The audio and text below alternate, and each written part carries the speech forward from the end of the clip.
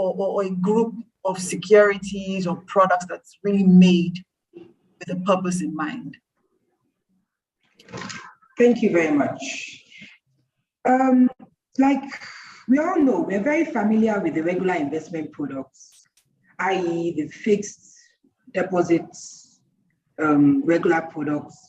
As the financial market has continued to evolve, what do you think, and this question is directed at Ife, what do you think, what does the future hold for the traditional investment products? Ife.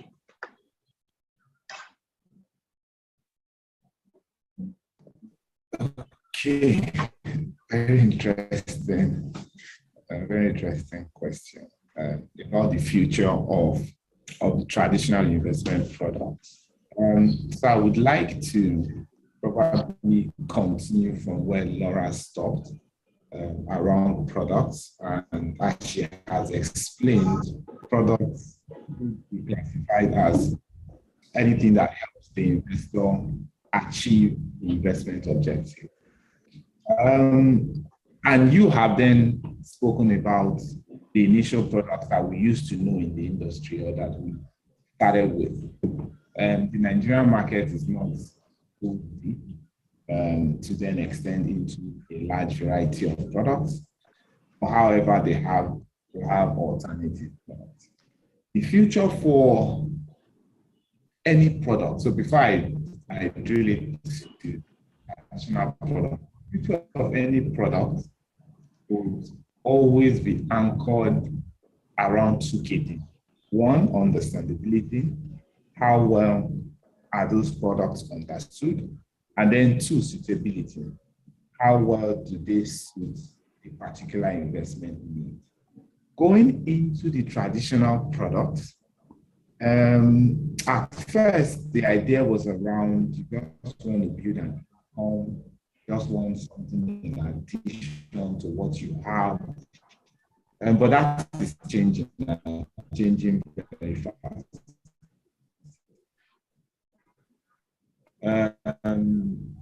Aki mentioned Ponzi schemes and why do people fall for Ponzi schemes. I think that is where the market has moved. How do I get income accrued? So the future does not look very direct stock investment, direct deposit, or direct investment. And the reason is quite simple. One, we do not have as much information out there to help people really understand the sophistication of the alternatives. We also have enough information out there to help people make decisions on the traditional asset classes. So if I ask a typical investment person or an investor, why are you buying this bond? Why are you buying the 2049 bond? They will tell you, oh, the yield is 14% or the yield is 15%. That's all they know. So it is our duty or our responsibility as advisors or as market participants to ensure that we have enough information out there to help in blending both traditional and alternative asset classes. Otherwise, the traditional asset classes will naturally die away and companies will struggle to raise capital either as equity or as fixed income or as debt. But if we can push out information there where people then understand what they are doing, understand businesses will be forced to publish information, understanding that the investor will use those information to value those securities and also make investment decisions. Then we will see it, we will see the attraction come back to the traditional asset class. Thank you. Thank you very much for that response, which was very detailed. Now, the next question is for Odiri. Odiri, you will agree with me that it seems there is clearly more awareness about banking products. So, from your experience, are banking products also investment products? Good afternoon, everyone. Thank you, Funke, for that question. And thank you, CIA, for inviting me to be a part of this panel. So over to your question, Funke. Are banking products also investment products? So let me piggyback on the definition that was given by Laura on investment products. And two things I can pick out from that definition is the fact that an investment product has risk and it has return or reward in any form. So on the back of that, I will say that a banking product is also an investment product. However, it is a basic form of investment product. It has risk, yes, very low risk, very low return, but it's a basic form of investment product. And anyone can also use it to achieve their investment objective, to a large extent. But one of the things you've seen why banking products are even more people are more aware of banking products than investment product is because of the fact that banks have always been in existence much longer than even investment firms nowadays. So people are more conversant with whatever products they are offering, their savings account products, the fixed deposit product. However, irrespective of whether they are a form of investment product, to a large extent, they are not able to provide a wider array of opportunities which the investment product is able to offer to investors. So yes, they have their risk and they can give you some modest or basic return, but they also exclude you from certain opportunities that the investment products can offer, which they definitely cannot offer. But yes, they are still a form of investment products. Thank you very much. The next question goes to Laura. National Bureau of Statistics confirms that the inflation rate was at 15.6% in February 2022, and the rate has continued to increase. Considering the fact that the issue of inflation is actually real, it's something that we're dealing with on a daily basis, how then, from an investor's perspective, can one hedge against inflation, and with which investment products? Thank you very much. So I think I will just start on the point of inflation, because I think it's very, very interesting. You mentioned that the annual inflation, annualized inflation rate as of January was 15.6. If you think of cumulative inflation over the last 2 years, so from 2020 to 2021, it's around 32, 33%. So what that's telling anybody is that just think of any money you had. If you had 100 naira in 2020, that money has lost 32% of its value just by virtue of existing. And that's really what inflation does to our money. It really is a thief of money. And so the idea of hedging against inflation is you're saying to yourself, what can I do with my money that earns me a return? Now, to follow from what Ojiri was saying about banking products, there are low risk products that earn you a small return, so maybe a savings rate 3% or something like that. Yes, it's not the inflation rate of 15%, but at least it's still something. So I think the first lesson is we all need to be doing something with our cash, right? We can't just leave our cash in, under the bed or something like that, because really it's losing value just by virtue of existing. So we need to be doing something.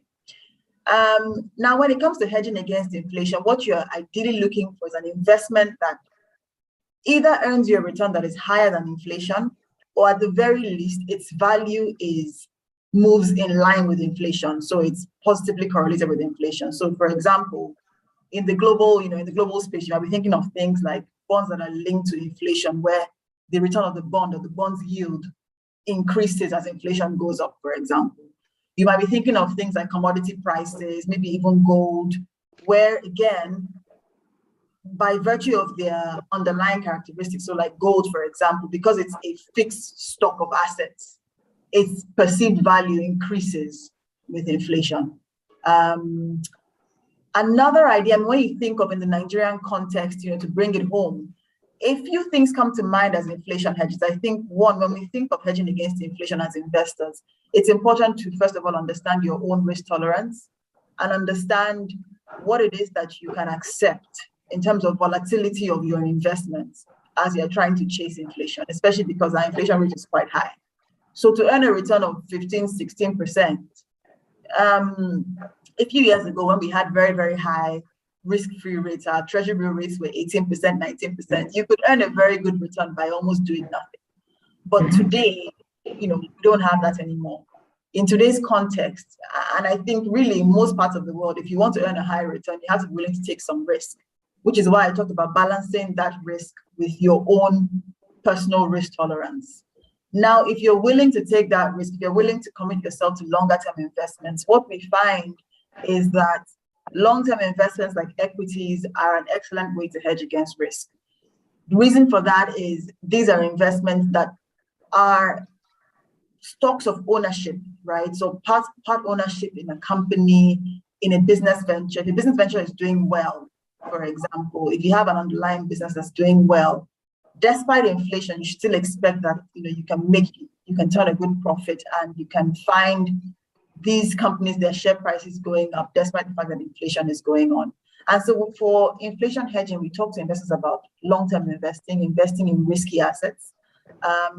Of course, like I said, balancing that with your risk tolerance. So if I look at, for example, the performance of the NSE 30, I think I mentioned earlier that over the last 2 years, inflation has been around 32-33%. But in that time, the NGX 30, which is an equity index, has returned about 54%. So that has beaten inflation, but you have to bear in mind that equity investments are risky. And so something that can, to be honest, gain 50% can actually lose 50%. So again, as investors, you also have to be thinking to yourself around my risk tolerance. Can I accept this level of risk in trying to chase inflation hedging? But that being said, we find that equities are an excellent inflation hedge. Commodity investing is a good inflation hedge.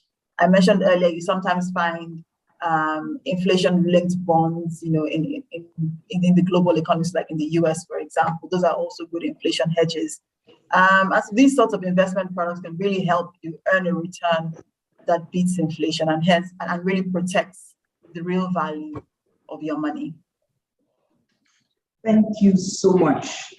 I like Laura's thoughts around long-term investments, managing the risk, inflation hedging, and risk tolerance for the investor. So I'm going to Efe now. Efe, from your experience over time, what do you consider as alternative investment products?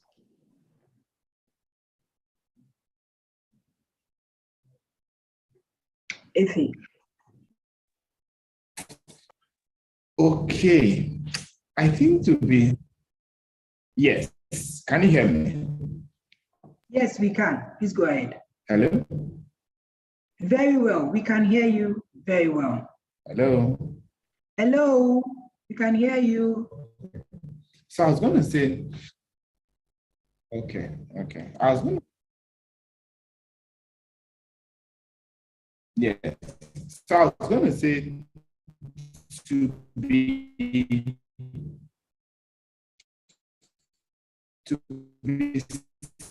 simple and probably straightforward, right? Alternative investment products are those products that expose you to non-traditional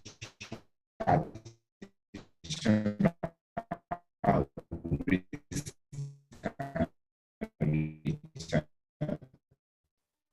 Now, what I mean is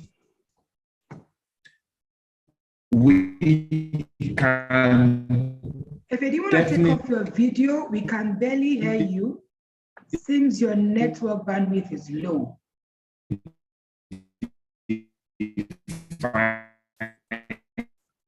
Hello, Efe, can you hear me? Hello, Efe.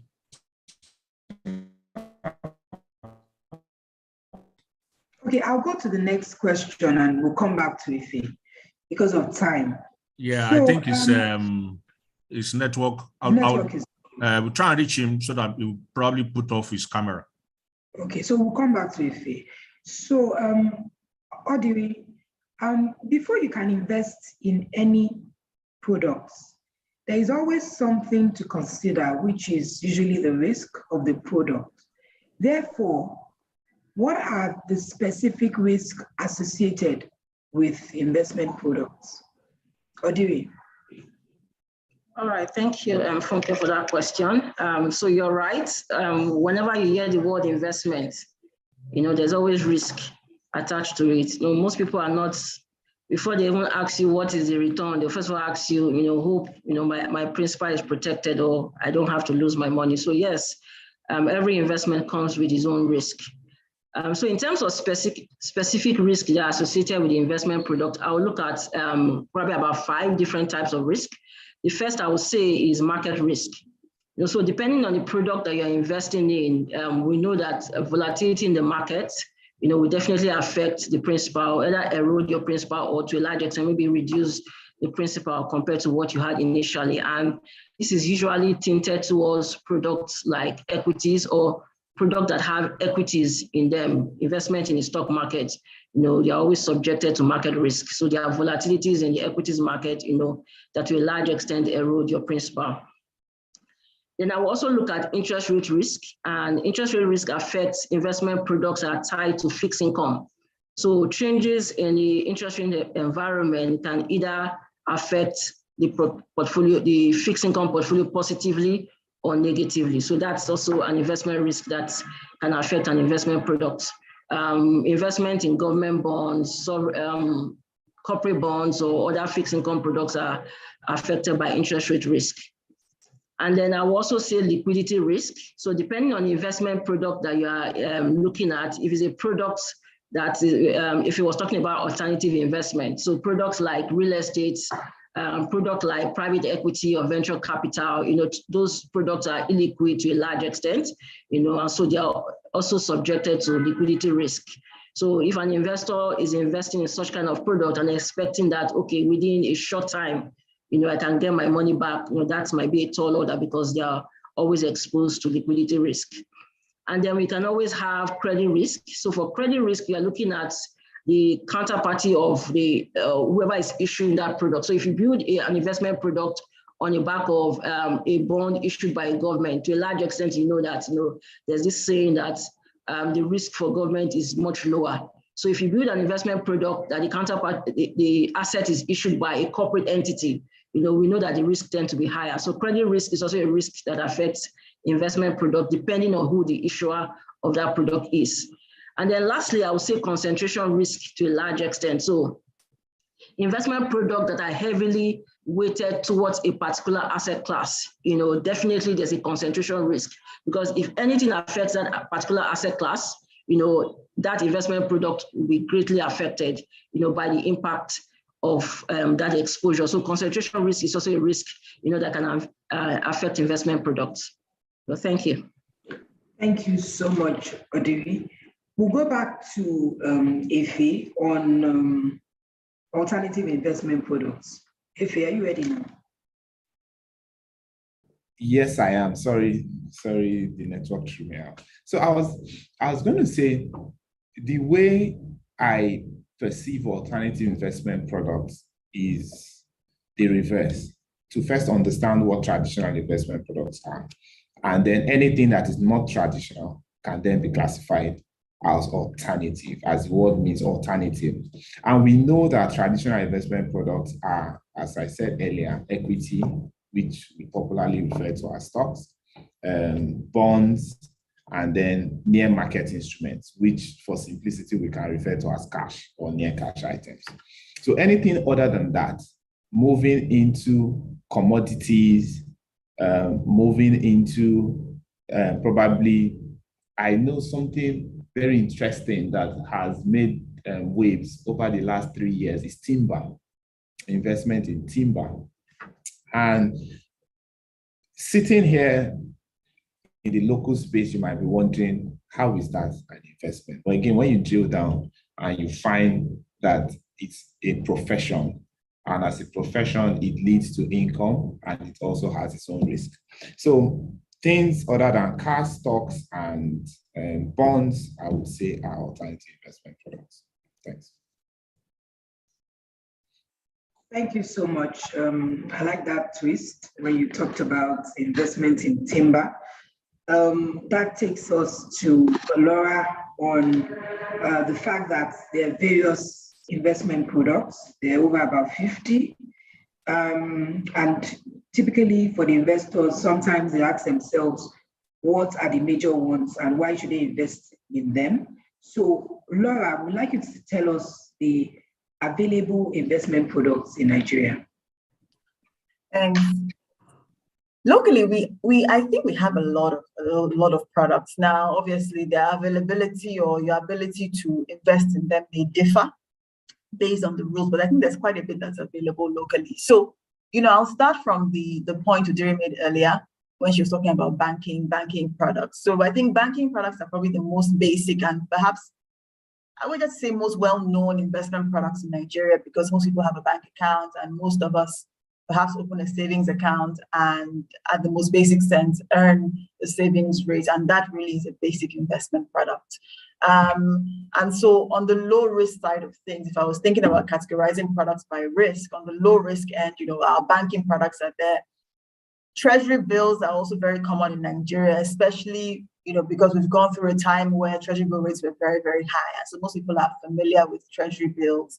So with treasury bills, even with commercial papers, so a commercial paper is really a short-term loan taken by a company that is tradable, that is taken from investors. So where, for example, the government is coming to borrow short-term and it's called a treasury bill. When a company comes to do the same thing, it's called a commercial paper. So when we think of the money market space in Nigeria, I think it's quite vibrant. We have the treasury bills, commercial papers, banking products, all in that bucket. And it's thriving quite a bit. I think many investors are very familiar with them. If I'm looking to sort of move up the risk spectrum a little bit, within the fixed income space, we have bonds. That probably is another investment product that I think is quite popular in Nigeria. We have bonds issued by the federal government, by the state governments, for example. We also have bonds issued by corporates within the Nigerian space. Again, many investors, I think, are quite familiar with these, with these investments, and these are probably longer term, but still not as risky as when we move to, say, the equity space. So moving on, up the risk spectrum again, equities are probably another investment product that, is known both, I think, globally and locally. We have a very vibrant equity market here in Nigeria. Those probably are the three categories of investment products that I would say most investors participate in and know and understand.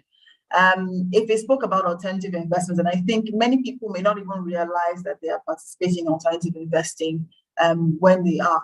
So, for example, real estate, is a form of alternative investment that I think many investors in Nigeria participate in, whether by virtue of owning their own home or even owning properties for investment purposes.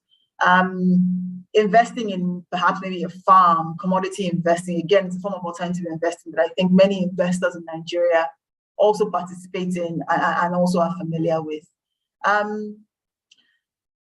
think the kinds of products that maybe you might say are not as well known or as available in Nigeria, or at least created by Nigerians, I think I'll probably take a step back. So availability in Nigeria now, especially with technology, is a lot more fluid. So for example, with technology, I can probably invest in derivatives or cryptocurrencies.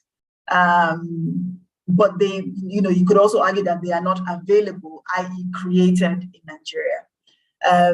So in that sense, I think because of technology, really availability has become very, very fluid. And there's a lot of things that's available to Nigerians by virtue of technology that maybe are not created in Nigeria. But the kinds of investments that maybe are not created here or are not as well known here, but are gaining popularity abroad or are already popular, we have things like cryptocurrencies. Many people now talk about Bitcoin and all the other various kinds of cryptos that are available today. We think of derivative investing as well. So whether that be options, forwards, futures, and the derivatives of all those structured products as well that are created on the back of optionality. again, not as available in Nigeria, but you find that Nigerians can access them really now by virtue of technology and number of trading platforms that allow you to buy things that are created abroad, and that you can invest in them. Another area that is gaining popularity in Nigeria, and it's quite popular abroad, is private equity investing. And again, that's on the alternative side as well. Private equity investing, venture capital investing. Right now in Nigeria, it's probably more available to HNIs, to high net worth individuals. But it's gaining popularity, especially because we have witnessed a number of what they call exits. So very famous companies that we know of, the likes of Flutterwave, Paystacks, they've come and announced how different private equity firms have either bought into them, or bought them out, etc. And so we've seen their valuations that people really enjoy money made from these sort of private equity investments, which are essentially just investing in companies that are private as opposed to public equity, which is what you get with stocks and shares. And so those are also gaining popularity here in Nigeria. Like I said, available to mostly HNI investors. But I think it's another area that's very popular here locally. Thank you. Thank you so much, Laura, for that. It's obvious that there's a lot happening in the investment space in Nigeria already. The next question is for Efe, and looking at what we've heard discussed about today, which is largely on investment products. Typical question for the investor is, so what should I do? What is my next step? And then, of course, therefore, you ask yourself, at what stage do I need an investment advisor for appropriate guidance on these products? Efe. Okay, thank you very much. This is a very interesting one. Interesting in the sense that if you had asked me, say 3 or 4 years ago, this same question, my answer would have been slightly different. So I'll give you the 2 answers. 3 or 4 years ago, I would have said, you need an investment advisor when you do not have a reasonable understanding of the investment you want to participate in. So meaning, if it's for traditional investment where you can just buy stocks and bonds, you can do your valuation and you can make a call.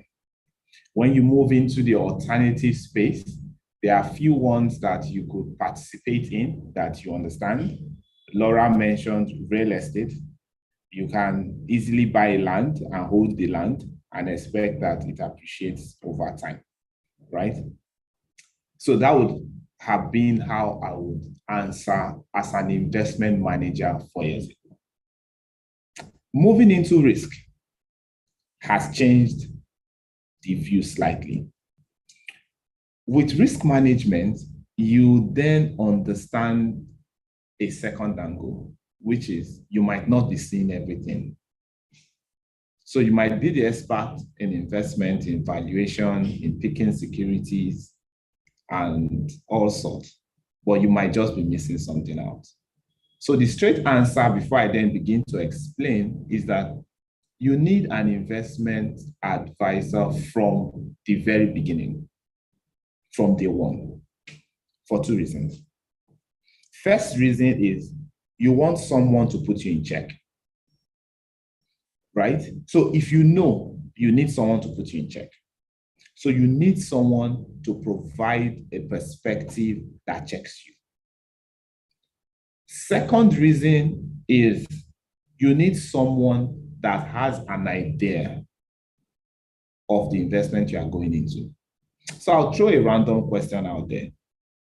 And the question is in relation to, again, what Akin said at the beginning about Ponzi scheme and desire for people to just invest to make money. So today you hear people say, this particular investment product pays me 1,000 more than this particular investment product. So therefore, I am going for this one. Very simple and basic analysis. On the surface, it makes sense. So now let's put let's put ideas to it. If I ask you to swim across a 10-kilometer water or river, and you get 10,000 more than if you had to run a 10-kilometer race, would your answer be swimming is a better option? Or would it be wait a little? What can go wrong when I attempt to swim? So that's the part that people don't see, right? They see the returns. Odiri mentioned that there is a possibility that people don't see the risk as well. And I align with that view. For you to make a call, you need to either see, or you need to see both. You need to see supporting evidence, and then you need to see contrasting evidence. And then you need to make a call. Let's go to crypto. Laura mentioned about cryptocurrencies, people investing in cryptocurrencies. Fantastic idea. But I can tell you 80% of the people that invest locally in crypto cannot tell you if crypto is a currency or if it's an asset class. They know it is a return generating instrument. But where does it fall? This is where you need an advisor. This is where the advisor might not be as knowledgeable as you are, but the advisor can critique your views. And both of you can come up with a more superior investment decision, what we term an optimal investment decision, right? So that's how risk management has reshaped that view to say, at any point in time, try to speak to an advisor. Thank you very much. Thank you so much for that. I really like the way you address the question from two different perspectives. Then we'll go to Odiri. Odiri, you're aware that investors are usually spoiled for choice and sometimes can be confused based on the various options available. So how do you determine the investment products that is of best fit? Thank you, Funke, for that question. So I want to relate that question to the analogy that the president gave in his opening remarks on investment product being like food. So if I were to recommend food for somebody, I can't just recommend anything. I need to understand that person, understand, their likes, their dislikes, their preference, understand even their health issues as little as that, and understand some key peculiarities about that particular person. So, and that's the same thing for investment products also. We're talking about bringing in an investment advisor. At what point do you bring in an investment advisor? Let's assume now you are the investment advisor and a client walks up to you. What are the things that you need to know to be able to recommend an investment product to that person? So the first thing I would say is to profile that client. And what does profiling mean? It essentially means understanding what's the risk appetite of this client, what's their return expectation, what are they looking at? Because to a large extent, there's always this dichotomy between risk and reward. So it's important not just to understand their risk appetite, but also to understand what they're expecting in terms of return. And then you also look at what's their investment objective and goals. What are they looking to achieve? What is the purpose of this investment product to them? What are the obligations that they want to tie this investment product to? And then it's also important to understand their investment horizon, because the truth is there's a difference between risk and return, and the difference is in terms of timing, the investment horizon. So there were times when I invested in the equities market, I always lost money. But when I look back, I realized that the reason why I was losing money was because I was putting my children's school fees in the equities market, and they're just 3 months down the line. So in 3 months' time, I go back and I must have to sell, to get that money out. And so I end up selling at a loss. So for me, I was not looking at the time horizon. I was not looking at what's the investment objective. I was just looking at, this is an investment opportunity now, buy shares, and I take my children's school fees money and I put it in the stock market. So it's important, profiling is really, really very important to determine the investment product that is suited to a particular client. So the return expectation of the client, the risk appetite of the client. And to a large extent, as an advisor, it's good to help the client understand that you can't be telling me you are a conservative risk person, you don't want to take risk, and then you're telling me you want 25% return per annum. That's already a problem.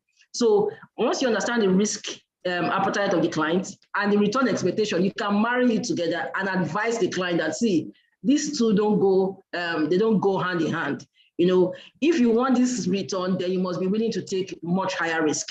And then the time horizon. You have a short-term obligation. There are certain things that you can't invest in. There are certain products that you have no business investing in because your time horizon is already short. Irrespective of what your risk appetite is and what your return expectation is.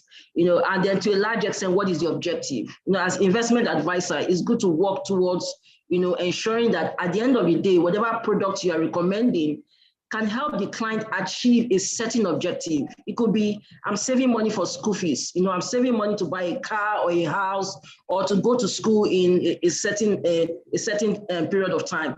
It's good to always tie that investment product to their goal and to their objective, because at the end of the day, it takes their mind out of the numbers, the return, the risk. It helps them say, okay, the reason why I'm investing in this is to be able to achieve so and so goal. So those 4 things for me are very key in profiling a client and recommending an investment product to them. Thank you. Thank you so much. I like the thoughts around the essence of profiling the client, understanding the risk appetite of the client, and also focusing largely on the investment objectives. Now we're going to the last batch of questions. We will be rounding up very soon. And then the first question goes to, or the last question for Laura for this session is on the fact that we've talked about the products. However, these products that we mentioned today, are they really accessible to the retail market? Thank you. When I was speaking about products earlier, I left out a batch deliberately, thinking about this question, and that was mutual funds, right, or packaged products, or packaged solutions that have been made by an asset management firm, right, for the sole purpose of investment. The reason I did that was because part of what the industry of asset management tries to do is to help make as many of these various asset classes that we've talked about accessible to the public, accessible to retail investors, and in a packaged, well-managed format. Diri mentioned, for example, the fact that with investing comes risk. And sometimes, like you mentioned about having an investment advisor, you as the investor may not have all the knowledge you require to choose the right product or choose the right investment at the right time, etc. And really, that's what these packaged products are for. And so when you think of things that are available to retail investors, from the asset classes, you find that, for example, equities are one asset class that most investors can access, right? Just because most of us can access a broker, and there are many stocks that are available that you can buy with, little amount of money. And so in that sense, it is accessible. So accessibility in that sense is easy. But when you think of with mutual funds, what asset managers have tried to do is to create mutual funds categorized in different asset classes that are easily accessible. Usually you will find that they would have perhaps small minimum entry values. So if I think of money market funds, which are some of the most basic investments in Nigeria, that can really allow any investor who wants to save and earn something on their savings, something more than you would get in the bank. Money market funds are an excellent way of doing that. And you find that most houses, perhaps the minimum investment is 5,000 naira or 10,000 or 1,000. So it really is quite accessible in that sense to all investors. And so, you have mutual funds categorized with equity mutual funds, bond funds, money market funds, that are all available for retail investors. I think the from a regulatory perspective, what the SEC has tried to do is, in protecting the Nigerian investing public, they have categorized the kinds of products that can be sold to retail investors and the ones that can't. And so, at the most basic sense, what the SEC says is that anything that is sold to the investing public, to the retail investor, must be regulated, must be a registered product. And really, that's really done for all our protection. If it spoke about Ponzi schemes earlier, and I think, Mr. Aki spoke about that at the start of this, this presentation as well. And the reason why those are so dangerous is that they're not regulated. They're not in any way covered by any regulatory framework. And so you can lose a lot of money there, and there's really no recourse to anybody for, for any losses that you make there. And so, yes, those are potentially available to the retail public because we all know and hear about them, but they are certainly not recommended. And so, when we think of products available to the retail investor, it's really the traditional products. The one thing that usually isn't available to retail investors, and retail investors are usually, categorized as not high net worth people, for example, usually the alternative investments. So you'll find that many private equity funds, even real estate as an investment itself is not really available to the retail investor, in the sense that you need to have quite a bit of money to buy your home. So if you want to buy a home that's 50 million, 60 million, if you can organize money for that, you're really not the retail investor in this sense. Thank you so much for that. The next question is for Efe, and it's related to what Laura just mentioned.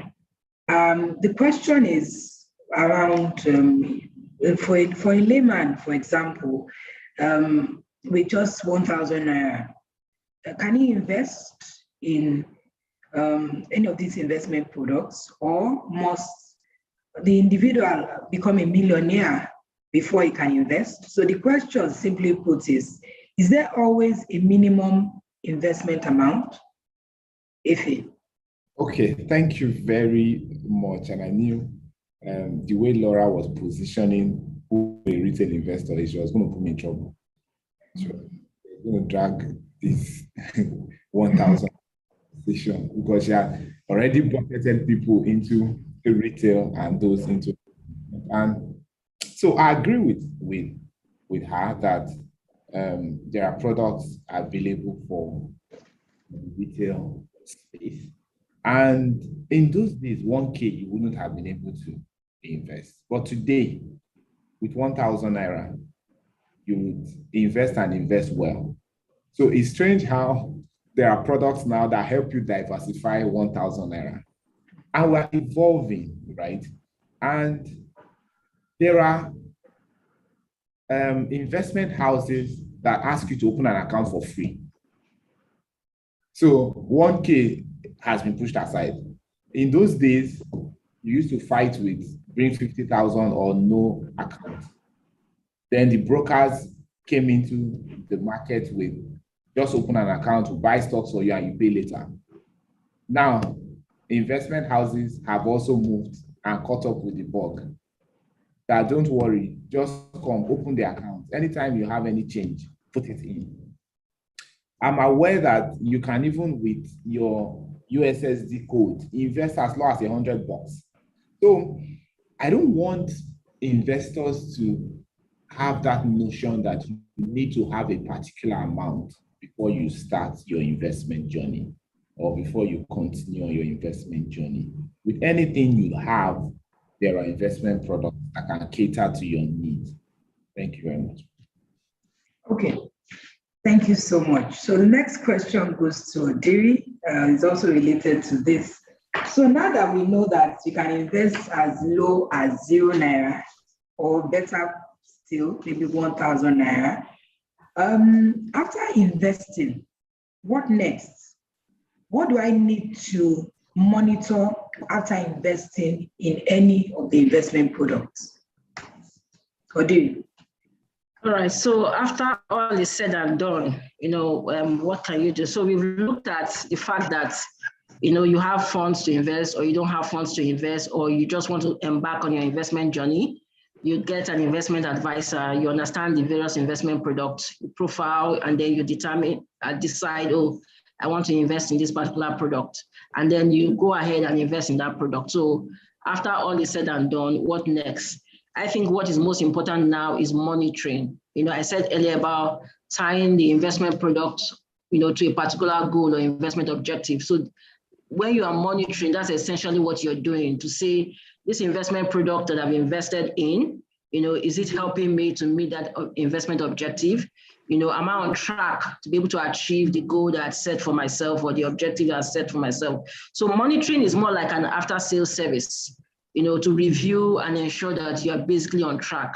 And today, I think investment houses have online platform now, that you have access to your investment product. You can see how your portfolio is growing, either on a daily basis, weekly basis, or how frequently your portfolio is growing, the increase that you can see in your portfolio, the valuation also on your portfolio. And then for more specialized services or more bespoke services, you have reports that are sent to you either on a quarterly basis or a semi-annual basis or even on an annual basis, on how well your portfolio have fared. So you look at, this is where when you started, this is where you are now, and then you can now determine whether this investment product is helping me to achieve that objective. And if it's not helping me to achieve that objective, then you have a discussion with your investment advisor. Okay, so what do we do?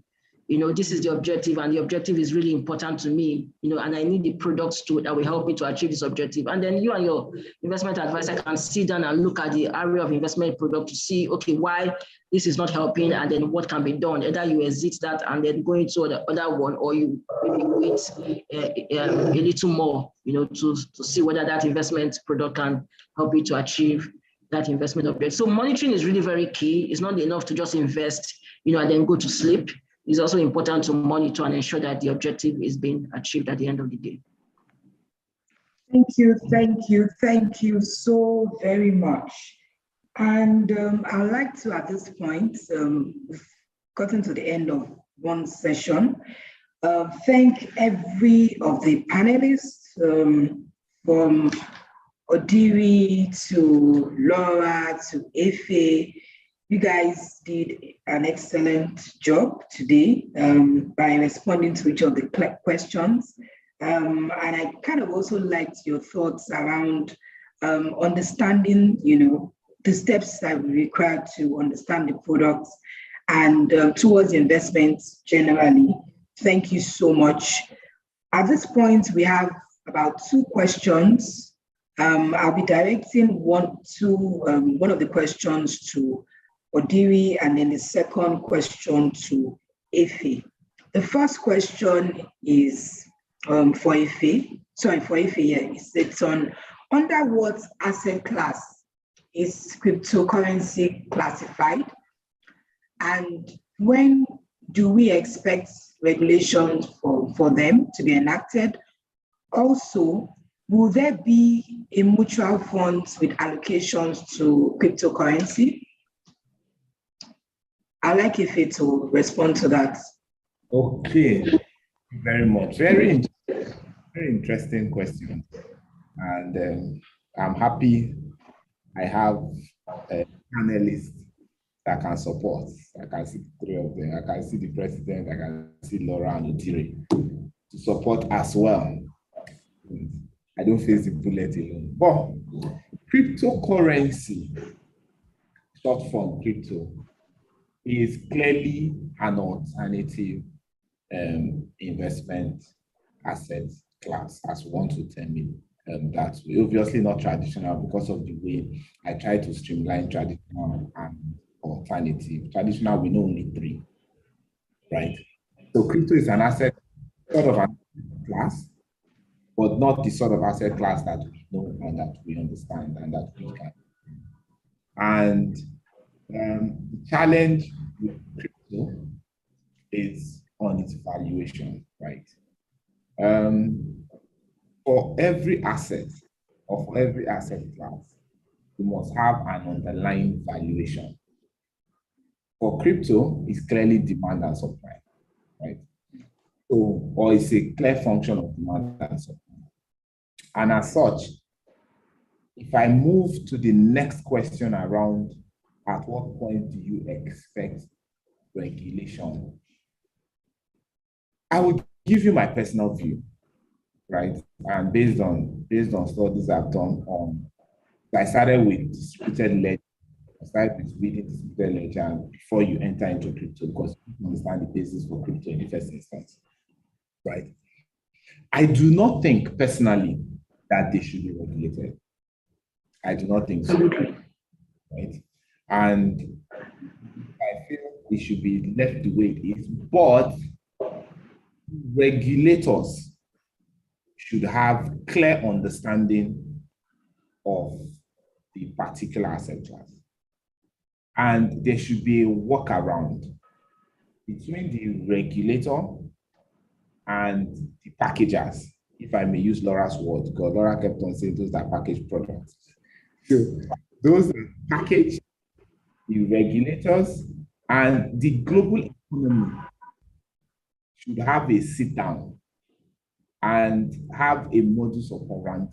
And the reason I say this is, imagine a world where crypto then becomes the norm. A lot of things will flow smoothly, right? In terms of payments, in terms of how transactions are settled.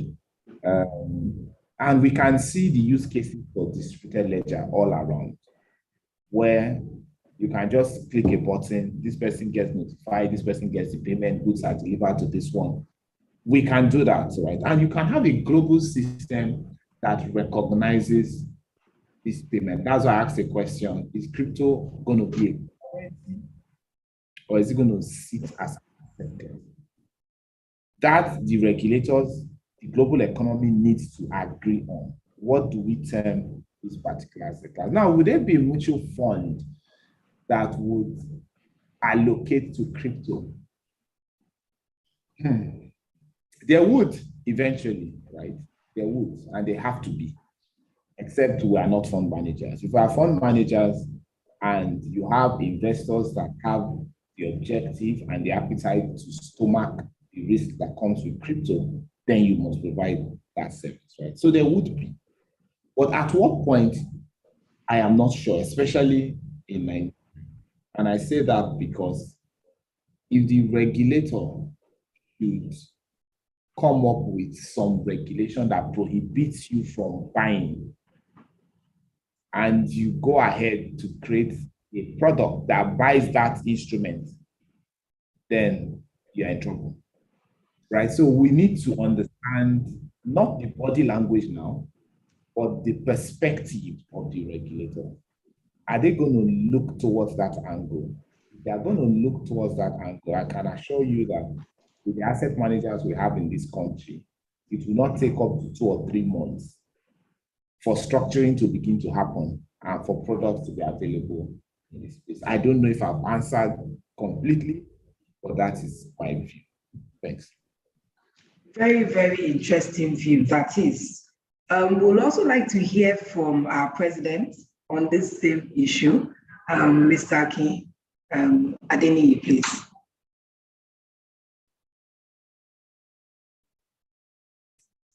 Okay, thank you very much, Funke.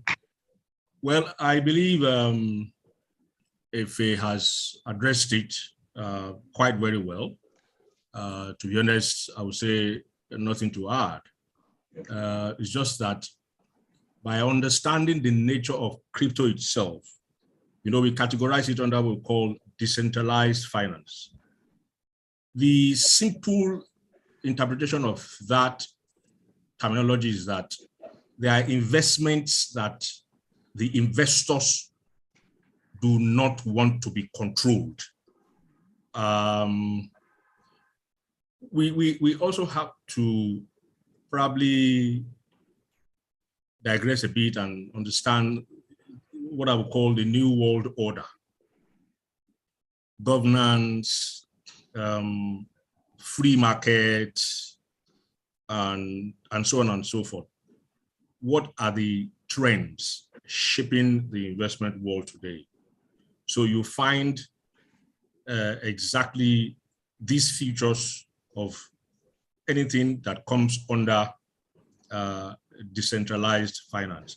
Of course, we also have centralized finance, which is more or less the traditional one where governments around the world have some level of control or not. So there is a fundamental reality to that we must embrace. And like we always say, nobody knows tomorrow. There's a lot of uncertainty.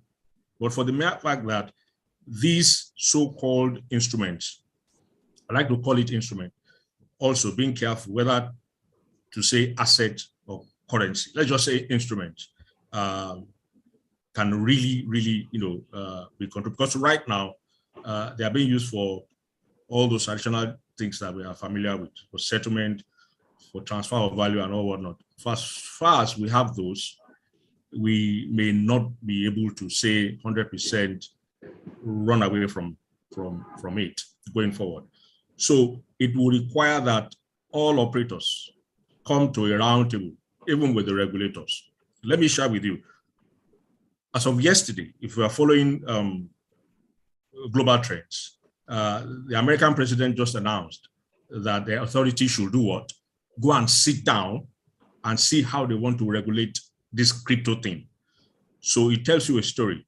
Not even government right now, as of now, as we speak, I don't know if the next minute or tomorrow has a full perspective of how we're going to clamp on these instruments. So as far as bring them into mutual fund is concerned, a lot will also depend on such the outcome of such a round table. Everybody needs to understand what is going on. The train has left the station. Regulation has evolved. So many things are changing. I'll give another example. The area of private equity.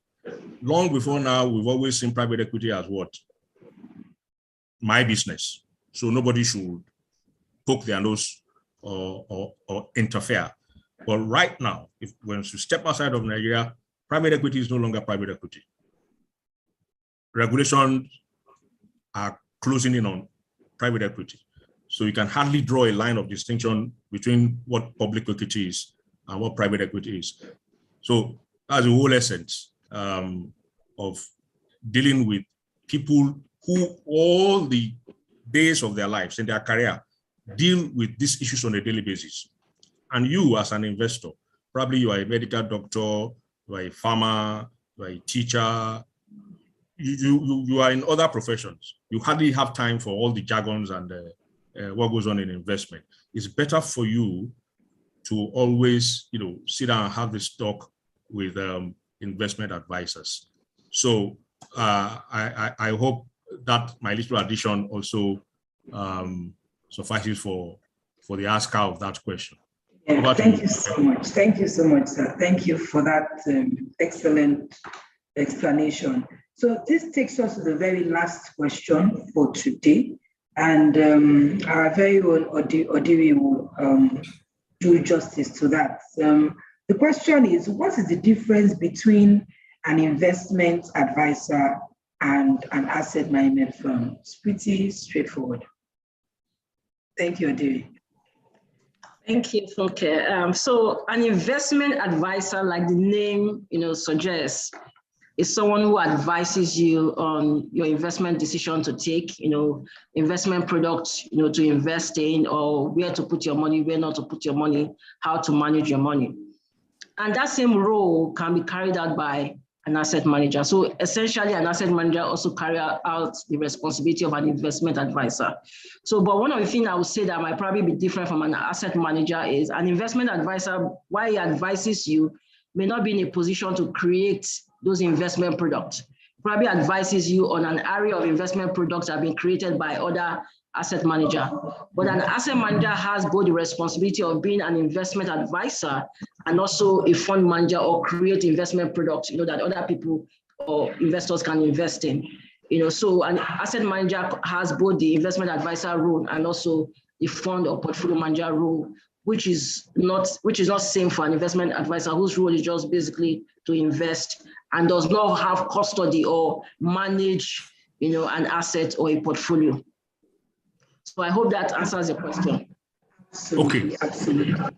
Very well. Thank you very much, Odiri. I want to add quickly to that your brilliant response so that our audience can have this very important takeaway. So an investment advisor within the Nigerian context, and that is according to regulation, does not and cannot manage portfolio, okay? But the asset manager has that, shall I say, power under regulation to manage portfolio. So when we say manage portfolio, the asset manager does the, buying and selling of your securities. He or she knows when to buy, he or she knows when to sell, all right?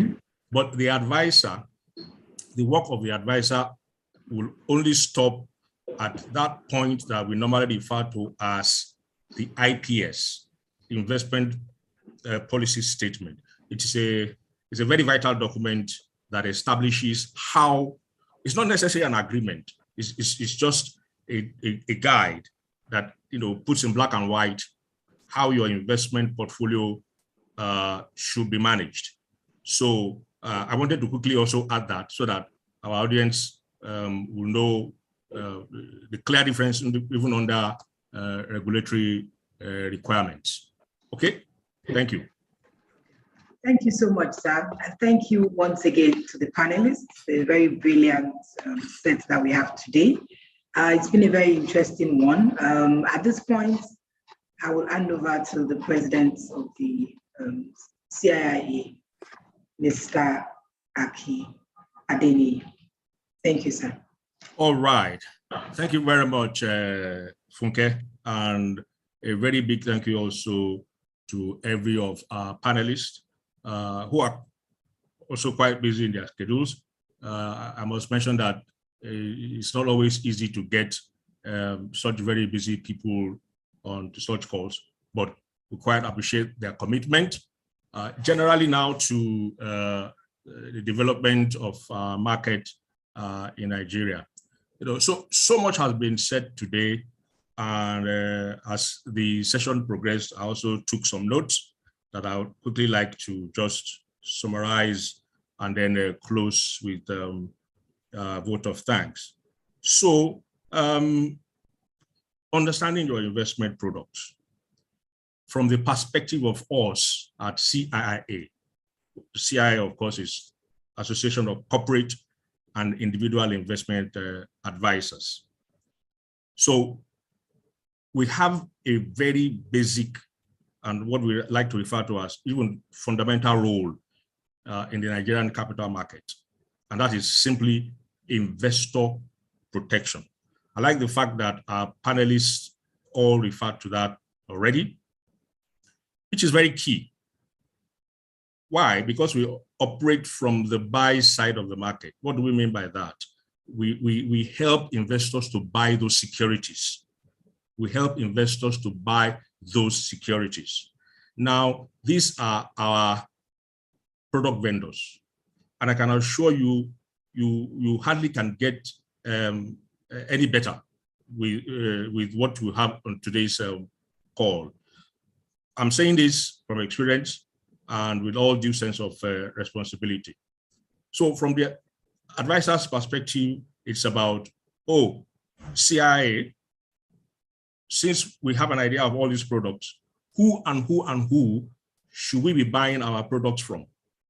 Okay, so today I can tell you if it is, back to my initial analogy, if it is pounded yam and egusi that you want, I know you can go to Stanbic IBTC. They make the best pounded yam and egusi, by the way. You say, okay, somebody has recommended United Capital. Say, Madam Udiri's pounded yam. Okay, it's okay. But, you know, I'm telling you, go to Stanbic for your pounded yam. If it is continental that you want, maybe noodles, hey, you can go to Madam Udiri. And then she makes it very well. If it is grilled steak or seafood, go to Madam Laura. That's where you get the best. But then we also take into consideration what we call the balanced diet. Madam Laura said earlier on, diversification. You can say diversification is about balanced diet, because most times nutritionists will tell you are not eating balanced diet. You say, what is balanced diet? Carbohydrate, protein. So if you want balanced diet, that is efficient diversification in your portfolio, go to A, B, C, D. That is what advisors do. We have all this experience, and then we say, we now do what we call manager selection. We handhold you and say, for this, go to A, go to B, go. So generally, that is why we decided to bring the food vendors so that you can hear everything that they have said today, differentiating between alternative investment, traditional investment, when you are actually due or ripe enough, or the product is appropriate or suitable. I think that's the right word, suitable enough for you. Advisors will take you through that process. Advisors will also manage your expectations and your fears. Sometimes, when the market is,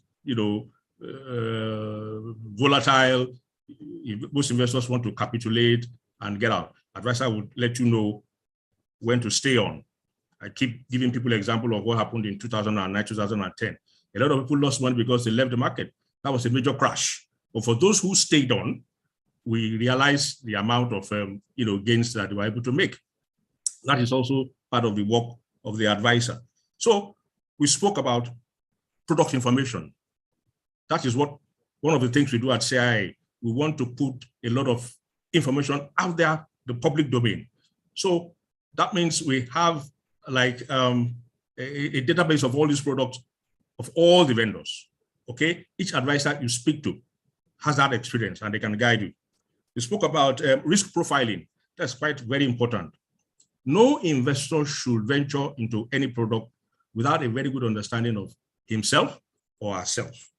And that is the work of an advisor. They sit you down, they have all the time in the world to discuss with you, starting from your career, your marital status, even your health status, all right? They want to find out because sometimes when the market decides to, go, haywire, we've learned that some people have developed a heart attack. It's real. So they manage your expectations. Advisors just generally handhold you through the entire process. We talk about products available to retail investors, and today the fact that with #0 you can open an account. Of course, those are the realities of what I would call the new world order in investment industry, global investment industry. Gone are the days where everybody believes one person can start and finish the entire process. Even nowadays, we forgot to mention the availability of robo-advisors. Those are the should I say, automated advisors on the net. You don't need to talk to any human being. All you need to go to that site's portal, key in your personal details, your biodata, will generate some form of asset allocation for your portfolio. That is the reality, or part of the realities of our times. So who should be investing in all those mutual funds? When will mutual funds start bringing in exotic products? Let me call it that. What about the derivatives of this world? So on and so forth. So many products. But I admit, according to what I think it was if he said, that perhaps our market is not so sophisticated to that level, but we are getting there gradually. You see some of our counterparts in the industry doing a lot of late. The NGX has been whipping up a lot of awareness as far as derivatives is concerned. Who will be accredited for investing in such? All right. Like I mentioned earlier on, if you don't show us your clean bill of health, we may not be able to allow you to invest in such, because we want to protect you. It's not all the time that we say don't invest in this, that we are denying you access to high returns. We shouldn't forget, high returns come with high risk as well. That is the way it goes. So instead of you going to Ponzi schemes because they're offering high returns, which is not always real anyway, there are investments that professionals, as we have listened to this morning, do manage that have high returns, but they will also make you understand the risk involved. So it is better, safer always to deal with experts, as you have listened to, not unregistered players, as we say in the market. Don't fall to prey of celebrities endorsing products that they also don't even understand. You know, I'm trying to avoid mentioning names, but you see a lot of TV commercials, celebrities saying, hey, this is a new thing, buy this one, collect 2 boats. That's not investment. That's not investment. And then Madam Odili talked about monitoring. Yes, when you invest, you don't go to sleep, all right? You must monitor your investment. Automation has made that easier these days. And from there, I like to, close on the issue of standardization. There are also expectations that we have from our experts, all right? How do you present your product performance? How do you publish it? If you go to their website, you see a lot of documents, you see fact sheets on mutual funds, all right? We want such fact sheets also to be made accessible to investors very easily. Because one area where I've always discussed with product vendors is that, look, your products are too hidden. I don't want to go to websites to be clicking on 3 or 4 pages before I get to your fact sheets. How do you make your fact sheets available at the click of a button? That is also what I want to believe they are looking into. All these are the things that we do at CIA, all just in the effort to protect investors. So it is on that note that I like to believe our audience gained something this morning, something valuable that they will take away. And I must also thank each and every one of them for registering and for connecting as well. I think it's been another very smooth and very well delivered session. Thank you, Funke, for handling the moderation quite well. Thank you very much, Laura. I'm sure when we call on you again, you'll be with us. Although it's not so easy, when you have to take the head of equity management for a 1.5 hour session. I know the way you are looking at her now, she's calculating all the money she's losing. She can't wait to go back to our portfolios. Thank you very much, Laura. Thank you very much, Odili, for your very insightful contribution. That's quite well delivered. People should know that it doesn't take, like we say, my to run an asset management company. So thank you very much for being here. And Efe, all right. I know I can always hook you anywhere I want to because you're a council member. So, but notwithstanding, we really appreciate your time on the session this morning. So there you are, distinguished audience, ladies and gentlemen. We'll be seeing you in another quarter from now when we come back with another insightful topic to share with you. Thank you very much. God bless you all. Okay. Thank you very much. Thank you. Thank you, everyone. Thank you. Bye. Yeah, thank you very much. Madam Lydia, are you there? Yes, I am. Okay. Okay. So we will do our review after the session itself proper. Okay, Madam Funke. Yes, sir. Well done. Thank you, sir. Somebody should be offering us refreshment after this session too. We have virtual refreshment now. I'm sure. The moderator, is it the moderator that should be? I'm sure Lydia has distributed it virtually. Lydia. How's the essence of virtual meetings? Have you received yours? I just received mine now, about 30 minutes ago. Okay. All right. Thank you, everybody. Let's continue our discussion on our council group, and then so that we can tie up the loose ends on the next meeting. Okay. Okay. Okay, Thank you. Yeah, all right. bye-bye, everyone. Bye. Thank you, everyone. Thank you so much. Bye.